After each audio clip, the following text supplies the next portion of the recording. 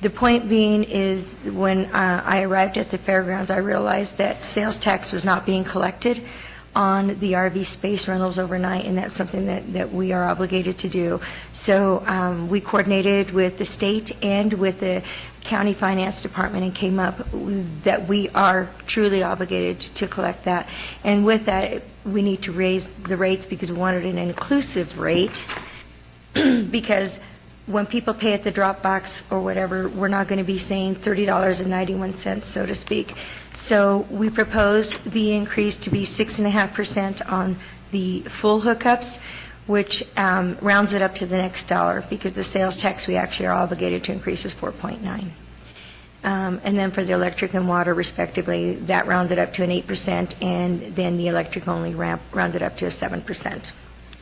I would like to add here, Commissioners, that this is a state law that we should have been all these years putting tax onto these RV spaces. And with Donna's background, she came in and realized we were not. We talked with Scott with CFO, and they all agreed. They checked the state. We are supposed to have been getting taxes on these, sales tax. So this is something that should have been in place for several years and was not. I have two questions is all. First one being no sales taxes were collected for since existence, so is anybody being held responsible for that? And then secondly, does this event center, is it a losing proposition at this point, or is it turning a profit? And the reasoning for that question is we're going to be asked here soon to vote on another event center downtown and spend hundreds of millions of dollars or whatever it's proposed at this point in time to fund that. And is that, here we have an opportunity to look at if this is at least breaking even, I'd buy into it. But so I'd like to hear a response on that. Thank you. Thank you, Commissioner. Greg, give us you've heard both questions? I have. So thoughts? First off, I want to make sure it's understood this is not an event center. It is a fairgrounds, but I completely understand Kevin's question. And for one, is it profitable? No, it is not. It is subsidized by the Mesa County Commissioners. We have an operating budget of a little over $400,000, and our revenue coming in is,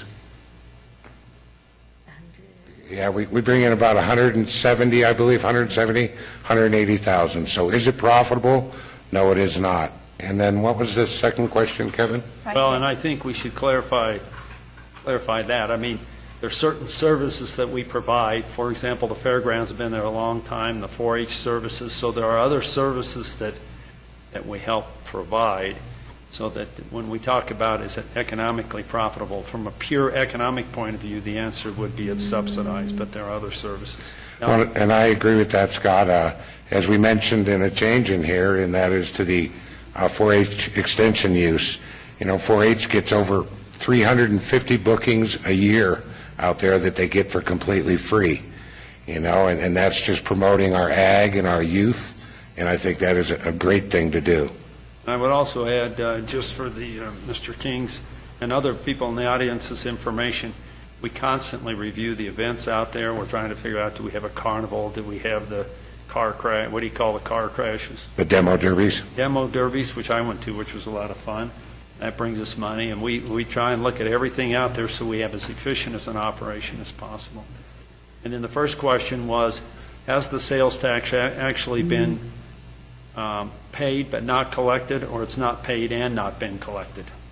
In the past, to my knowledge, the sales tax was not collected. I would look towards Patrick or possibly Scott Stewart. Again, Donna brought this to the attention of the county attorneys and the finance office that this is how it was done down at Two Rivers. I understand it was not collected, but was it not paid? Was it gone? We went ahead and paid it anyway. We just didn't turn around and collect it. We did not. We had not had it collected in years past. When I talked to the state, they did not hold us accountable for any back taxes. They just wanted us to start from that day forward. So from that day forward, we have backed it out of the RV space rental and paid the sales tax as the county until we get approval from you where we will actually collect the sales tax for it. We went over it with the county and the state, and we are not obligated to back pay on it. Keep in mind, though, that the RV spaces are used fairly minimally. They're usually tied to events, so when there's equestrian events, they come in and stay overnight. If someone wants to come stay at overnight for an RV space, we have the KOA next door, and that's where we direct any transient traveler. The only travelers that typically stay in our RV spaces are related to events or distressed travelers with animals. So it's minimal, what wasn't Being collected. well, we have a limit of 5 minutes, so if you want to do a quick wrap, I'll let you do it. Yeah, just a quick wrap, just to follow up on your comment, when you're tracking the events out there, is there a way to tie that to the impact in sales tax revenue for that event in the county-wide or city at least? Is that trackable? Because I guess it's always being sold as it brings in this economic implosion to the county, but it seems to me like that would be able to be tracked in I think it'd be sales tax difficult revenue. to track because you may have an event where a family comes in, but they also have a softball tournament. So they come in and their kid's going to play softball, and then they go over to their 4-H event and things like that. So I guess, we could ask Scott Stewart, but I guess that you wouldn't have to go too far into it to become fairly complicated. I think the better way to approach this is what would happen if we closed down the fairgrounds.